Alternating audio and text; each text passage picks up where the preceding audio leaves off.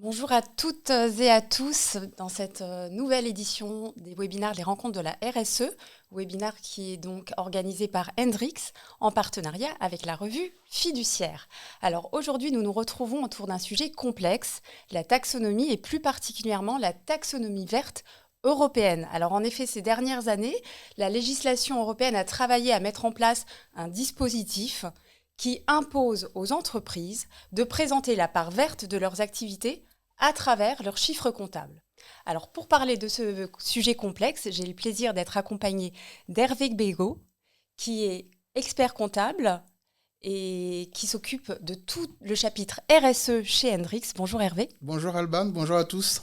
Voilà, donc tu vas nous faire une conférence sur ce sujet pendant 45 minutes et ensuite nous aurons un temps d'échange avec les auditeurs puisque pendant 15 minutes, 20 minutes, nous pourrons répondre à toutes vos questions. D'ailleurs, je vous engage tout au long de la conférence, si vous avez des questions qui vous viennent, n'hésitez pas à les communiquer sur le petit onglet de Zoom dont vous avez l'habitude maintenant. Je les prendrai aux notes au fil de l'eau, et donc je pourrai les transmettre à Hervé à la fin de sa conférence.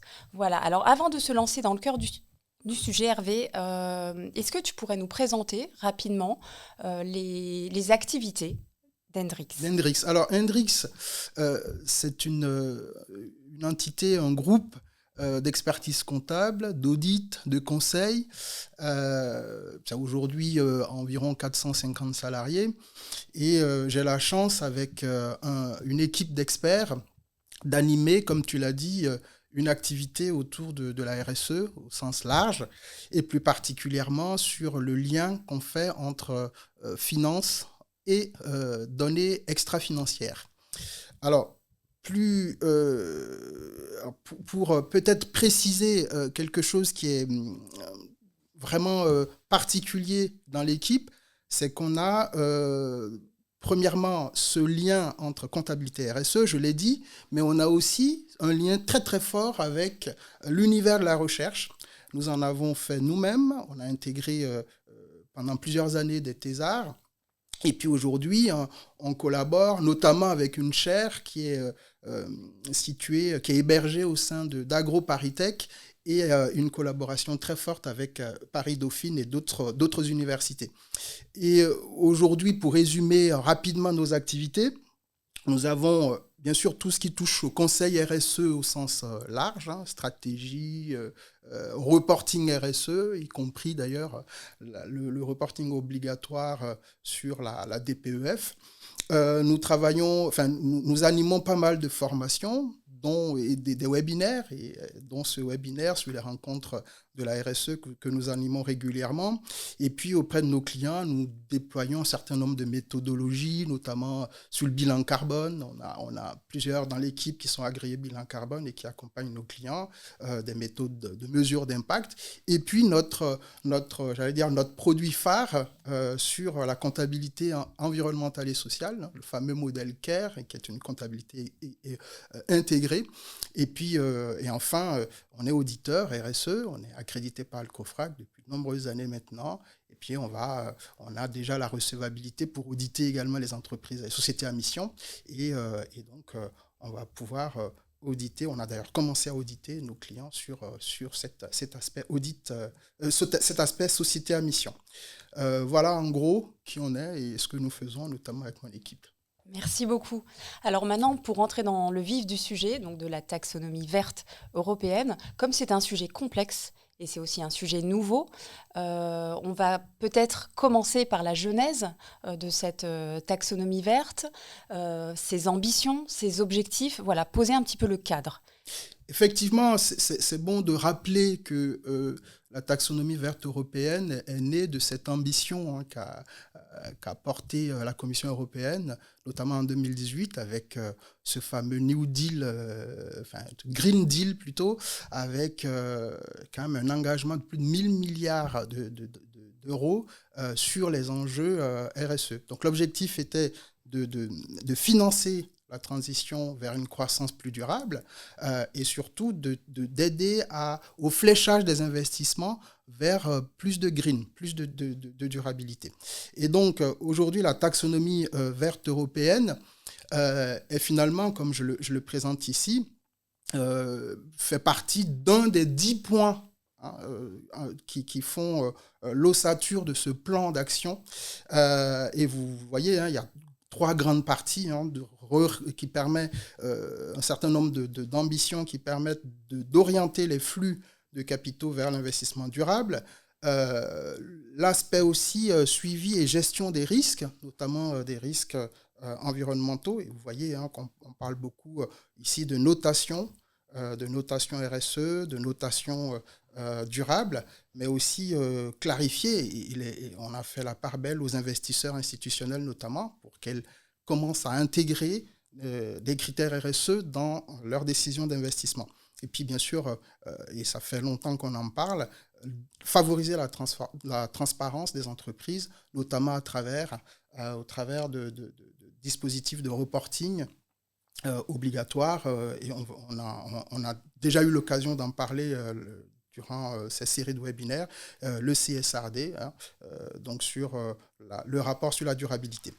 Alors, cette ambition, donc je l'ai dit, l'objectif premier, c'était de financer la transition vers la durabilité.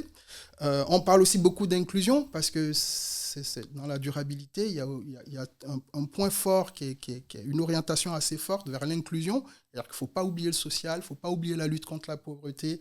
Et donc, c'est quelque chose qu'il faut considérer, y compris d'ailleurs dans la taxonomie dite verte. Je vais en parler. On demande toujours un minimum de garanties en matière sociale.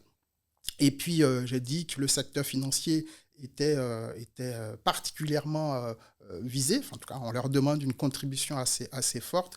Et bien sûr, participer aussi à cette ambition mondiale, parce que beaucoup de régulateurs avancent sur ce sujet. Et c'était important que l'Europe soit présente sur un certain nombre de dispositifs mondiaux. Alors, le règlement sur la taxonomie européenne date de 2021, je vais y revenir, mais je voulais ici rappeler qu'au-delà de la taxonomie verte, il y a aussi, et j'ai dit que dans la taxonomie verte, il y a ce minimum de garantie sociale, mais il n'y a pas que ça, il y a une volonté assez marquée de produire une taxonomie sociale, qui a un rapport qui est sorti en février 2022, et qui va probablement aboutir sur un règlement dans les prochains mois. Et donc, il y a cette taxonomie sociale qui va sortir. Il y a aussi un certain nombre d'objectifs environnementaux. Il y en a 6 en tout, je vais y revenir.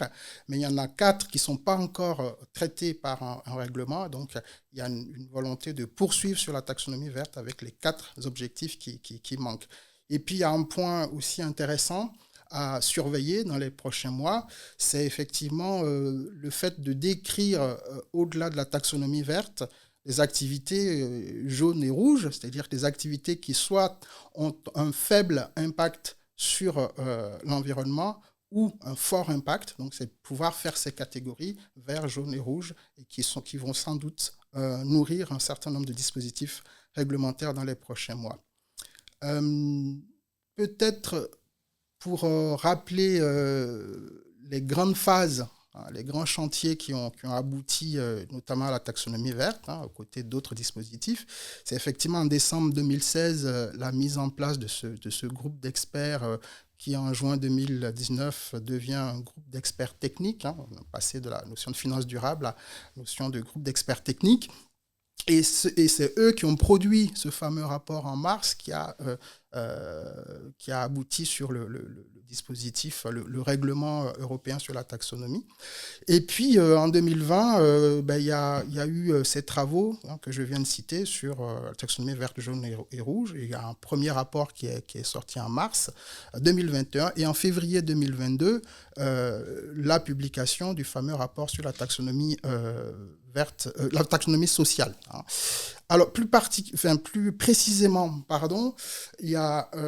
c'est bon de rappeler ici les textes sur lesquels il faudra s'appuyer pour faire ce reporting taxonomie, parce que c'est de ça dont il est question. C'est qu'en janvier 2020, on a eu l'entrée en vigueur de la taxonomie verte européenne avec ce fameux règlement 2020-852. Et suivant un certain nombre d'actes délégués Je rappelle que ce qu'on appelle un acte délégué, ce sont des actes qui fonctionnent un peu comme des décrets d'application qui viennent préciser certains aspects, soit flous, soit délibérément mis de côté sur le règlement européen. Donc il y a un acte délégué qui est le marqueur, qui définit clairement ce qu'il faut faire, qui est l'acte délégué de 2021, juin 2021, et c'est l'acte délégué dit sur le climat. Et cet acte délégué vient préciser les deux objectifs sur le climat. J'ai dit tout à l'heure qu'il y en avait 6, et donc tout ce qui est obligatoire aujourd'hui, tous les dispositifs que les entreprises mettent en œuvre aujourd'hui concernent uniquement ces deux objectifs sur le climat. Je vais y revenir également. Et puis en juillet 2021, il y a eu un autre acte délégué qui vient préciser un certain nombre de contenus méthodologiques, notamment pour les entreprises financières qui sont très concernées, mais aussi les entreprises non financières. Et puis là, on vient préciser les règles de calcul, de définition, de quelles activités il faut reporter, etc. Et puis en 2022, juillet 2022, il y a un acte délégué qui a fait couler beaucoup d'encre, où on a non seulement présenter les objectifs complémentaires pour faire les 6 objectifs, mais aussi on a défini comme activité faisant partie de la taxonomie verte le gaz et le nucléaire. Donc voilà, le nucléaire, comme vous le savez, sujet très polémique et qui a animé pas mal de débats en début d'année. Merci. Donc on voit bien que ces 2 dernières années, il y a vraiment eu la production de textes et on va s'intéresser vraiment dans le détail maintenant de ces textes et de ces réglementations. Avant tout, pour bien redéfinir le cadre, est-ce que tu peux nous préciser 2 choses ? Ça va s'adresser à qui ? Ça va concerner qui et quand ? C'est important parce qu'effectivement, la France a choisi de garder comme scope d'entreprises concernées par la taxonomie d'une certaine façon le même scope que le NFRD. Je rappelle que le NFRD, c'est le Non-Financial Reporting Disclosure, c'est la DPEF, la Déclaration de performance extra-financière en bon français. Et donc, ce seuil, il y a une particularité. Donc, la France a choisi les seuils avant transposition. D'accord ? Et ensuite, elle a choisi de dire seront concernées les entreprises dit EIP, les entités d'intérêt public, qui sont définies avec une définition particulière en droit français que je mets juste en bas. Mais ce qu'il faut retenir, c'est qu'aujourd'hui, si vous avez 500 salariés, à l'heure où je vous parle, si vous avez 500 salariés, et si vous dépassez deux des deux seuils que je précise là, 20 millions de total de bilan et 40 millions de chiffre d'affaires, vous êtes concerné par la taxonomie verte européenne. Bien entendu, si vous êtes dans la liste des entreprises que je cite ici. Donc, et puis, point important, parce que c'est souvent la question que me posent nos clients, c'est si vous êtes une société mère, que vous êtes tête de groupe, et que vous avez atteint les seuils, vous êtes aussi concerné, au même titre que vos filiales. Donc, c'est un point très important. Alors là, je fais un schéma qui n'est peut-être pas complètement lisible, mais c'est simplement pour rappeler ce que je viens de dire. Vous voyez qu'on est vraiment dans le scope NFRD avec la définition EIP à la française. Et puis ensuite, vous avez les seuils de 520 millions et 40 millions. Alors, point important aussi, vous savez qu'en janvier 2024, au titre de l'exercice 2023, toutes les entreprises seront concernées par le CSRD. Donc le CSRD qui est le reporting de durabilité en France. Et là, il y a 3 critères qu'il faut regarder. C'est les fameux 20 millions total de bilan, 40 millions de chiffre d'affaires et c'est ça la nouveauté, 250 salariés. Et qu'est-ce qui va se passer ? C'est que ceux qui étaient concernés par la taxonomie en ayant 500 salariés vont basculer sur le dispositif, sur les seuils du CSRD, donc avec 250 salariés ou 20 millions de total de bilan, 40 millions de chiffre d'affaires. Toutes les sociétés cotées seront concernées, y compris les sociétés cotées PME, petites, et y compris aussi les sociétés qui ont des filiales en dehors de l'Union européenne. Voilà, donc tout ça pour dire que le scope va fortement se larger. On dit grosso modo que ça va concerner 60 000 entreprises en Europe, voire bien plus. Très bien, donc on voit effectivement, comme tu l'as dit, que le scope est large. Parmi nos auditeurs, certains ont dû se dire d'ailleurs, tiens, je suis concerné et je vais être concerné à partir de telle date. Donc maintenant qu'on a ce cadre défini, qu'est-ce que tu peux nous dire en rentrant vraiment dans le détail de ces textes, de ces réglementations? Voilà, maintenant on va rentrer dans le détail du sujet. Absolument. Alors là, je propose ici d'expliquer les principaux éléments qu'il faut regarder, sachant qu'on est à quelques mois, enfin, on applique la DPEF que depuis cette année. Donc, en gros, premier appel, 6 objectifs. Et dans les 6 objectifs, il y en a 2 qui concernent le climat. Ce sont ces 2-là qui sont aujourd'hui concernés par notamment l'acte délégué sur le climat. Alors, je rappelle les 2 objectifs. Ce sont les objectifs climatiques, l'atténuation du changement climatique et l'adaptation au changement climatique.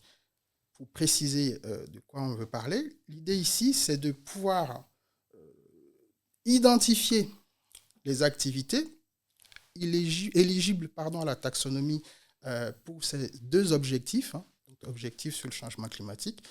Et donc, l'atténuation au changement climatique, vous avez les activités dites bas carbone. C'est une liste d'activités qui, d'emblée, sont éligibles à la taxonomie. J'ai mis un exemple là, par exemple, les véhicules zéro émission, les énergies renouvelables, les activités de reforestation qui sont censées capter le CO2. Là, on est vraiment dans des activités qui, par essence, par définition, sont bas carbone. Donc, ceux-là, on les prend. Ensuite, il y a les activités dites en transition, pour lesquelles il n'y a pas d'alternative aujourd'hui pour dire qu'elles sont bas carbone, mais qui sont malgré tout des standards, qui ont un niveau de standard intéressant en termes de réduction, en termes d'émissions. Typiquement, si vous avez de l'électricité à faible émission, là je mets 100 grammes d'équivalent CO2 par kilowattheure par exemple, là vous pouvez effectivement les considérer comme activités en transition et seront éligibles à la taxonomie verte. Et puis sur l'autre catégorie du changement climatique, l'adaptation au changement climatique, vous avez les activités justement dites adaptées. Et les activités dites adaptées, il y a un travail à faire, il y a une analyse à faire, ce qu'on appelle une analyse de risque. Donc il faut analyser les activités et voir dans quelle mesure ces activités participent à l'adaptation au changement climatique. Et donc les risques dont on parle, je vais le montrer tout à l'heure, donc il faut aller voir dans l'annexe 2, l'appendice A de l'annexe 2, sur l'acte délégué sur le climat, l'acte délégué de juin 2021, et on vous précise les risques concernés par cette analyse qu'il faudra faire pour déterminer si votre activité est éligible à la taxonomie ou non. Et puis il y a les activités habilitantes. Les activités habilitantes, on aime beaucoup d'ailleurs chez Hendrix, qui sont des activités qui permettent aux autres de tendre vers la durabilité. Donc ce sont typiquement des activités d'ingénierie, de conseil, mais qui permettent aux autres activités de se verdir. Donc ces activités-là sont également considérées. Alors là, je résume ici tout ce que je viens de dire. Les activités où les technologies sont compatibles avec la neutralité carbone, on les prend. Les activités où les technologies sont compatibles avec la neutralité carbone, les technologies sont compatibles avec la neutralité carbone en développement, on les considère, notamment tout ce qui est R&D sur la taxonomie. Et puis, comme je l'ai dit, les activités qui permettent aux 2 précédentes d'avancer vers la durabilité, qu'on va également considérer. Et je rappelle juste ici le fameux appendice A de l'annexe 2, où on vous liste les risques climatiques, les aléas climatiques. Vous avez 2 grandes catégories, 2 grandes familles, les risques chroniques et les risques aigus. Je vous laisse découvrir ces risques sur la hausse de la température, sur les aléas liés au vent, les aléas liés à l'eau, etc. Et donc, il faut faire une analyse de risque pour voir si votre activité participe d'une certaine façon à l'adaptation à ces risques qui sont listés ici. Et si c'est le cas, vous allez pouvoir les considérer comme étant éligibles à la taxonomie verte européenne. Je rappelle également, parce que comme je parle beaucoup d'activités depuis tout à l'heure, ici on les a regroupées, vous allez les découvrir dans l'acte délégué sur le climat, toujours le même. Vous avez 13 secteurs qui sont couverts, plus de 90 activités concernées par l'aspect atténuation sur le changement climatique dans l'annexe 1 et dans l'annexe 2, l'aspect concerné par l'adaptation au changement climatique, et là il y en a un tout petit peu plus, 95 activités. Donc il faut aller regarder, lire dans le détail, voir si l'activité que vous êtes en train d'analyser figure dans cette liste et comment expliquer cette activité, notamment dans les reportings que vous allez pouvoir faire. Et donc cette liste pourra vous aider. Je termine en précisant ici, parce que ça c'est très important, qu'est-ce qui se passe aujourd'hui? Parce que vous allez voir qu'on a prévu un phasage un peu dans le déploiement de la taxonomie. Ici, la première chose qu'on demande aux entreprises, c'est justement d'aller définir l'éligibilité de leurs activités. Donc, c'est d'abord le premier acte à poser. Et là, ça concerne effectivement dans les reportings le chiffre d'affaires, les CAPEX, les immobilisations et les OPEX, toutes les dépenses. Les dépenses. Et donc, sur ces trois éléments, ce qu'on appelle les indicateurs clés de performance, vous allez pouvoir identifier les éléments qui viennent nourrir cette activité éligible. Donc, à partir de 2022, donc, les entreprises qui font leur reporting cette année, au titre de 2021, donc, il faut définir les activités éligibles et pas les activités alignées. D'accord ? Donc, c'est d'abord la première étape qu'on demande aux entreprises. Et bien sûr, uniquement sur les deux objectifs sur le changement climatique. Et puis, en 2023, au titre de l'exercice 2022, vous allez pouvoir présenter les activités alignées. D'accord ? Donc, quand je dis alignées, c'est aligné aux objectifs. Il y a tout des caractéristiques qu'il faut regarder. Et ici, pour 2023, ce sont les deux objectifs sur le changement climatique. Et puis, en 2024, au titre de 2023, là, vous allez toujours poursuivre votre travail d'analyse sur les activités alignées. Et là, il faut nourrir les 6 objectifs, d'accord, que j'ai présentés au début. Et puis, il y a un formulaire un peu complexe à remplir, qui est fourni en annexe 2 de l'acte délégué. Je crois que je l'ai là. Voilà, ça ressemble à peu près à ça. Où là, activité par activité, vous devez expliquer un certain nombre de critères, des pourcentages, etc.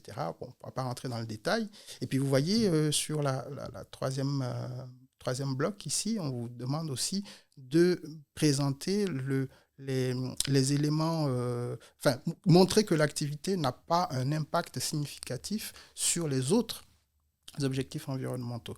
Donc voilà, donc ce template par contre, on ne vous le demande pas dès la première année, on vous le demande à partir de 2022. Les comptes de 2022, donc les reportings qui se feront en 2023. Autre point rapidement, parce que j'ai beaucoup parlé d'activités éligibles versus activités alignées. Les activités éligibles, c'est simple. Non, c'est pas si simple que ça, mais il faut aller regarder l'acte délégué qui décrit les activités.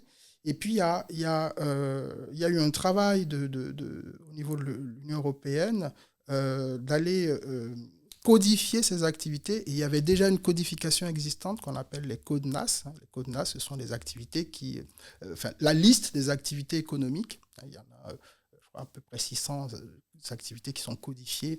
L'idée, c'est de voir si les activités que vous analysez font partie ou pas de ce code NAS. Et surtout, d'aller lire, je le dis plusieurs fois, d'aller lire cet acte délégué pour voir si l'activité concernée est éligible. Et puis ensuite, vous poursuivez l'analyse sur l'alignement de l'activité, si l'activité est alignée, Bien sûr, il faut d'abord que l'activité soit éligible pour être alignée. Et puis, il y a des critères. Il y a ce fameux critère de voir si l'activité contribue substantiellement aux objectifs environnementaux, notamment les deux. Il y a des critères techniques très précises qui sont mentionnés dans l'acte délégué, toujours en évitant l'innocuité environnementale, donc ne pas nuire à autre chose de manière substantielle. Et puis enfin, garantir un minimum sur le social, sur les aspects sociaux, notamment à minima respecter les conventions de l'OIT. Et puis, il y a une plateforme qui s'appelle Taxonomie Compass, que j'incite les auditeurs à aller regarder, où là, effectivement, vous avez la liste des activités, un certain nombre d'activités éligibles, et voir les caractéristiques qui vous permettent de dire si ces activités sont ou non alignées.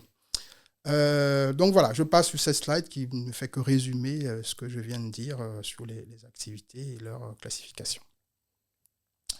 Alors, pour peut-être compléter sur les éléments à déclarer, vous avez notamment, alors j'ai parlé des indicateurs clés de performance, les 3 indicateurs clés de performance, à savoir le chiffre d'affaires, les CAPEX et les OPEX. Donc, il va falloir les déterminer et voir comment les affecter par rapport aux activités éligibles. Et ensuite, expliquer les bases de calcul. Dans votre reporting, il faut absolument, c'est ça aussi la transparence, il faut expliquer les bases de calcul, faire ce qu'on appelle la réconciliation. Il faut qu'on arrive à s'y retrouver sur ce qui représente les chiffres d'affaires, le détail des investissements en détaillant par nature, et puis expliquer et définir surtout ce que vous appelez dépenses, les dépenses éligibles à la taxonomie notamment. Description des activités que vous avez retenues, éviter les doubles comptages. La désagrégation, c'est aussi vraiment séparé par rapport aux 3 KPI que j'ai cités, qu'on s'y retrouve, qu'on voit bien les 3 blocs avec les éléments fléchés par rapport à la taxonomie qui soient clairement identifiables. Et alors, les plans d'investissement, je vais y revenir parce qu'il y a une particularité sur le fait de présenter un plan d'investissement. Alors là, je fais un focus rapide sur le chiffre d'affaires. Donc toujours cette première année où on vous demande de juste lister les activités éligibles. Le chiffre d'affaires, donc quand vous regardez l'acte délégué sur le climat, on vous dit vous prenez en compte les activités sur l'atténuation du changement climatique. Donc, vous pouvez les prendre en compte, donc les activités listées dans l'acte délégué. En revanche, sur l'objectif adaptation au changement climatique, seules les activités qu'on appelle activités habilitantes qui sont concernées. Donc, en gros, c'est les fameuses activités qui permettent de nourrir, d'aider les autres à se verdir, à être plus durables. Donc, voilà. Pour cette première année d'application, c'est une souplesse qu'on permet aux entreprises de faire. Ensuite, sur les investissements, et en ce qui concerne la première année d'application notamment, il y a 3 cas de figure à retenir. Le premier cas de figure, si sur une activité alignée, si vous avez l'activité alignée et que vous avez des investissements qui concernent cette activité alignée, très simple, vous les prenez en compte. Pour les activités qui ne sont pas alignées, mais pour lesquelles vous avez prévu un alignement dans le futur. Donc là, qu'est-ce qu'on vous demande ? Il faut un plan d'investissement clair pour montrer dans quelle mesure ces investissements vont participer à l'alignement.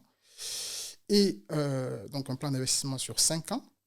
Maximum, vous ne devez pas dépasser 10 ans. Justifier et expliquer...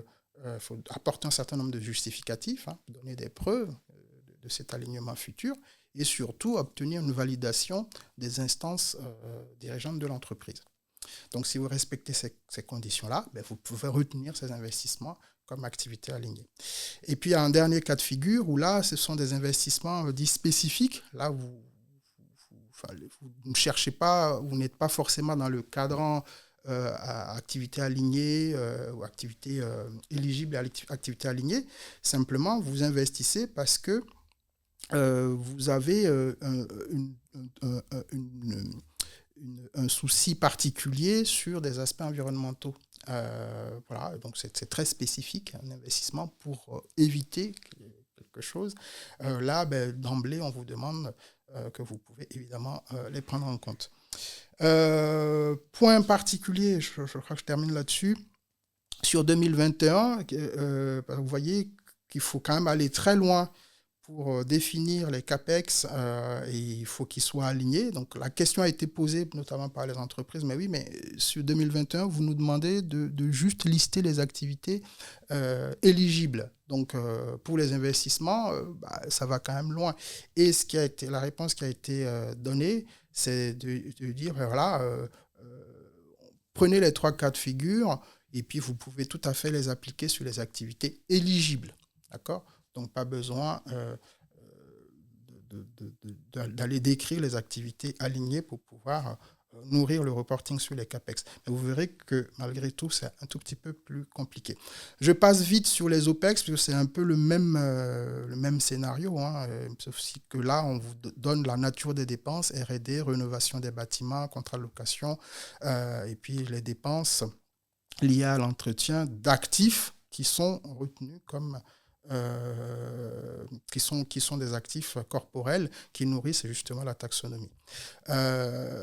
Et donc sur les dépenses, il y a un point important, c'est que vous devez garantir, enfin un point important, je le cite depuis le début, hein, toujours garantir ce minimum en matière sociale, et puis éviter de dégrader d'autres enjeux environnementaux, donc l'innocuité environnementale. Voilà, c'est sur cette slide où vous voyez qu'on reprend les 3 cas de figure au même titre que les OPEX, hein, pour savoir si l'activité est alignée, vous le prenez, s'il y a un plan d'investissement, objectif 5 ans, etc., vous le prenez. Et puis pour l'année 2021, même chose, vous pouvez l'appliquer sur l'éligibilité des activités. Donc voilà, grosso modo, il faut s'y retrouver, hein, c'est un cheminement, hein, donc je résume rapidement. Activité éligible, c'est ce qu'on vous demande dans un premier temps. L'alignement, donc en ayant regardé ce fameux appendice A de l'annexe 2, hein, en faisant une espèce d'analyse de risque. L'activité est adaptée à l'atténuation au changement climatique. Et ensuite, vous travaillez sur l'alignement aux objectifs, aux 2 premiers objectifs environnementaux.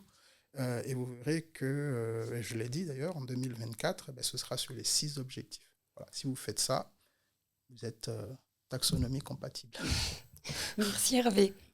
Effectivement, le sujet est aride, complexe, et tu as réussi à nous éclaircir un peu l'esprit par une initiation et une introduction à cette thématique. On comprend beaucoup plus les choses.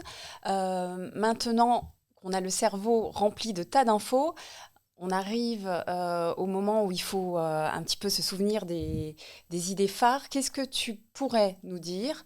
Quelles sont les idées essentielles à retenir, et est-ce que tu as des conseils sur la démarche à adopter ? Alors, j'ai plusieurs conseils. C'est d'abord prendre le temps de vraiment regarder la documentation. Donc, je vous ai donné les textes qu'il faut absolument regarder et lire. Et puis, la première année d'application où on vous dit faites l'exercice d'analyse de l'éligibilité de vos activités, hein, toujours en lisant l'acte délégué qui vous décrit les activités. J'ai un point d'attention là-dessus, parce que c'est pas si facile que ça de dire qu'une activité est éligible quand on n'a pas fait une analyse un peu plus fine. Moi, ma recommandation, c'est presque dès le début d'aller chercher au moins un premier niveau d'alignement sur l'activité pour vraiment se rassurer sur l'éligibilité de l'activité. Donc, en clair, il vaut mieux faire l'exercice un peu plus loin que ce qu'on vous demande, parce que ça va vous conforter d'abord sur ce que vous êtes en train de déclarer. Et puis ensuite, ça va vous permettre de mieux faire la suite. Alors, autre point, alors là, on le précise, hein, sur les garanties minima. Faites attention à chaque fois sur les sujets de ne pas écarter les enjeux sociaux, parce que vous pouvez être fortement critiqué si vous avez des éléments déclarés qui ont un impact social très très fort. Donc, point de vigilance important. Faites-vous aider notamment par vos RH là-dessus. Et puis pour le premier reporting, j'ai un certain nombre de recommandations. Alors, il faut, et ça c'est un point très important, il faut faire attention de rester cohérent avec la DPEF, hein, qui sera le CSRD en 2024. Parce que souvent, on fait l'exercice d'analyse, d'alignement, de présentation de la taxonomie, sauf qu'on raconte une histoire dans la taxonomie qui n'est pas du tout en ligne avec ce que vous dites en matière de CSRD. C'est des choses qu'on peut observer, donc gros point de vigilance là-dessus. Soyez cohérents dans l'exercice de reporting complet, hein, pour que, notamment pour vos auditeurs, c'est important. Et puis, également, on donne, et d'ailleurs ça est dit clairement dans les textes, hein, vous avez la possibilité de déclarer d'autres éléments, des éléments complémentaires, hein, des activités complémentaires qui ne soient pas forcément, ou des KPI complémentaires. Alors, le piège là-dessus, c'est de vouloir trop en dire sur ces éléments complémentaires, justement pour essayer de verdir ou de dire, vous voyez, sur d'autres éléments, je fais mieux que sur l'élément qu'on me demande, hein, sur la réglementation, les éléments qu'on me demande sur la réglementation. Là aussi, vigilance, manque de cohérence. Et d'ailleurs, on vous dit clairement que vous ne devez pas, je crois que je le mentionne là, vous ne devez pas mettre davantage en valeur les indicateurs qui ne sont pas obligatoires, hein. Donc, d'abord présenter les indicateurs obligatoires, et c'est ces indicateurs-là qui doivent être beaucoup plus montrés par rapport aux autres indicateurs. Et puis bien sûr, transparence sur la méthodologie, transparence sur les règles de calcul. On vous dit aussi que vous devez présenter des KPI chiffrés, des éléments chiffrés, mais aussi de la narration, des éléments quali. D'accord ? Donc il faut prendre le temps et prendre soin de bien expliquer les choses, parce qu'on va vous juger à la fois sur le quanti et le quali. Autre point, parce que là on n'en a pas beaucoup parlé, les entreprises financières, je ne sais pas s'il y en a qui nous écoutent, je ne me suis pas trop attardé là-dessus. Bien sûr, hein, on leur demande des choses assez fortes, hein, c'est-à-dire que comment expliquer leurs investissements, la part verte de leurs investissements. Donc ça, c'est un sujet qui anime beaucoup les banques, les fonds aujourd'hui. Et puis dernier point, n'oubliez pas que ceux qui ont l'obligation doivent se faire auditer par un organisme tiers indépendant. Donc, si vous avez des équipes en interne, faites au mieux, parce que vous avez quand même les audits derrière. Sinon, évidemment, faites-vous accompagner. Voilà, tout ce que je peux donner comme recommandation. Bien, merci beaucoup. Merci beaucoup Hervé. Et on va rentrer dans notre dernière partie du webinaire, c'est-à-dire la séance de questions-réponses. Alors, il y a une question qui est tombée pendant ta conférence et je m'adresse à tous nos auditeurs. N'hésitez pas donc à me poser des questions afin qu'Hervé puisse vous répondre. Je reste vigilante sur mon onglet « Converser ». Alors, la première question. En France, la tendance est d'exclure les SAS des dispositifs comme la DPEF. Que se passe-t-il pour elle avec ce dispositif européen ? Conserve-t-elle un statut à part ? Oui. Alors les SAS, c'est une raison assez qu'on peut comprendre. Dans SAS, il y a le mot simplifié, hein, société par action simplifiée. Donc, le législateur, en France, au niveau européen, cette volonté de toujours préserver les SAS. Sauf qu'il se trouve que la plupart des entreprises, parfois très très grosses, sont sous ce statut-là. Et donc, ça écarte quand même un grand nombre d'entreprises sur ces dispositifs. A priori, d'ailleurs, quand on voit les conditions, les entreprises concernées, il n'y a plus cette exclusion qu'on faisait auparavant des SAS. Donc attention, si vous êtes une SAS, vous n'êtes plus, entre guillemets, protégé par le caractère simplifié de votre statut. Donc normalement, vous y avez droit. D'accord, donc on vient sur le scope large qui concerne également les SAS. Autre question, comment le sujet de la taxonomie verte est débattu et traité ailleurs qu'en Europe ? Alors, il y a beaucoup de débats. Il y a un élément intéressant qui touche la taxonomie, puisqu'à un moment donné, on parle d'une analyse de risque. Moi, c'est le point important que je vois en débat par rapport à d'autres régions du monde, c'est le sujet de la double matérialité.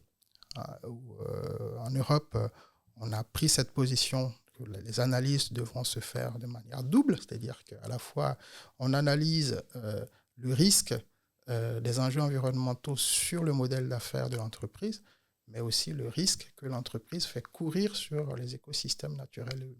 Donc, il y a voilà, ça que je vois qui est quand même quelque chose de très marqué en Europe versus, par exemple, les États-Unis. Donc, ça, c'est intéressant à surveiller. D'accord. Une troisième question, l'énergie nucléaire et le gaz, tu en as parlé tout à l'heure, sont dorénavant classés comme compatibles avec le plan vert de l'UE et intégrés à sa taxonomie durable. Cela a fait couler beaucoup d'encre. Qu'en pensez-vous ? Alors, j'en pense. Alors, c'est pour ça que j'aime bien le métier que j'exerce, c'est que c'est une forme de neutralité. Mais globalement, on voit bien avec la crise aujourd'hui où on se dit, tiens, on sent heureusement qu'on a un certain nombre de sujets. Ce que je peux dire, parce que toujours délicat de prendre position sur ce genre de sujet, ce que je peux dire, c'est que la RSE, par définition, c'est un sujet avec beaucoup de dilemmes. Vous avez vu, quand on parle d'enjeux environnementaux, tout de suite, on vous alerte sur, attention, il y a les enjeux sociaux, il ne faut pas négliger. Là, on parle de nucléaire, puis on voit pourquoi certains sont contre le nucléaire, et c'est totalement justifié. Mais en même temps, on voit que sans le nucléaire, on aurait aussi d'autres problématiques. Donc c'est ce dilemme-là, à un moment donné, ce sont des arbitrages, et c'est un consensus à avoir. Donc je pense que cette volonté d'inclure le nucléaire, c'est né d'un minimum de consensus. Alors il y en a qui disent, oui, non, c'est le lobbying des pro-nucléaires. Sans doute, je n'étais pas dans le secret des dieux, je n'ai absolument pas participé à ces débats, mais ce que je peux dire, c'est vraiment considérer aussi cette particularité de la RSE à créer ce type de dilemme. Il faut l'inclure, c'est comme ça, il faut faire avec, et essayer à chaque fois de faire mieux, bien évidemment. Merci. On sent bien la complexité du sujet. J'ai une quatrième question et je relance un appel aux questions car c'est la dernière que j'ai pour l'instant. Donc s'il y a des curiosités, des choses que vous voulez encore savoir, n'hésitez pas à poser votre question tout de suite. Donc cette quatrième question, en quoi le modèle CARE, je rappelle, comptabilité adaptée au renouvellement de l'environnement, peut aider à répondre à ce nouveau dispositif européen ? Alors, le modèle CARE, qui est une comptabilité intégrée, on travaille sur ce modèle depuis une dizaine d'années. Et puis, effectivement, moi, je vois, j'ai vu arriver la taxonomie, bien sûr, ça ne plaît pas aux entreprises à chaque fois ce qui est tout à fait normal. Il y a un dispositif nouveau, ça mobilise les équipes en interne, c'est toujours compliqué. Et ça, effectivement, ce n'est pas simple pour les entreprises. Mais moi, je plaide depuis des années la mise en œuvre de ce type de comptabilité. Alors, CARE est un exemple. Et je pense, d'ailleurs, quand on applique CARE, ce qu'on a constaté, notamment avec les équipes, c'est de pouvoir flécher via la comptabilité les le modèle d'affaires, enfin expliquer le modèle d'affaires en utilisant les comptes et de voir la part verte de l'activité. C'est finalement, on répond à peu près à la même chose. Et donc, ce que je trouve intéressant quand on applique le modèle CARE, c'est qu'effectivement, parce que CARE, c'est quoi? C'est définir les objectifs environnementaux, les objectifs scientifiques, définir un plan d'action pour voir justement le mot est parlant, comment on aligne un certain nombre d'enjeux à ces objectifs scientifiques, calculer le coût nécessaire à cette transition. Donc on voit bien que là-dedans, on retrouve les CAPEX, les OPEX dont je parlais tout à l'heure. Et, voilà. Et donc, au contraire, nous, avec CARE, on est tout à fait à l'aise dans l'univers de la taxonomie. Merci beaucoup. Alors, je vois qu'il n'y a pas d'autres questions. Donc, j'en conclus, Hervé, que tu as été limpide. J'espère. Voilà, que nos auditeurs ont tout compris et savent tout. Ouais. En tout cas, merci beaucoup de nous avoir suivis. J'espère que vous avez appris beaucoup de choses en compagnie d'Hervé. On se retrouvera, n'hésitez pas à suivre Hendrix et la revue fiduciaire sur les réseaux sociaux afin de connaître la prochaine date du webinaire et son sujet. Voilà, avant de vous déconnecter, je vous demanderai juste de rester quelques instants, le temps de remplir un tout petit sondage, je vous rassure, c'est vraiment très court, qui s'affichera dès qu'on aura achevé cette conférence, c'est-à-dire dans quelques secondes. En tout cas, merci beaucoup Hervé. Merci Alban, merci à tous. Merci à tous, effectivement. Très bonne journée à tous et à bientôt.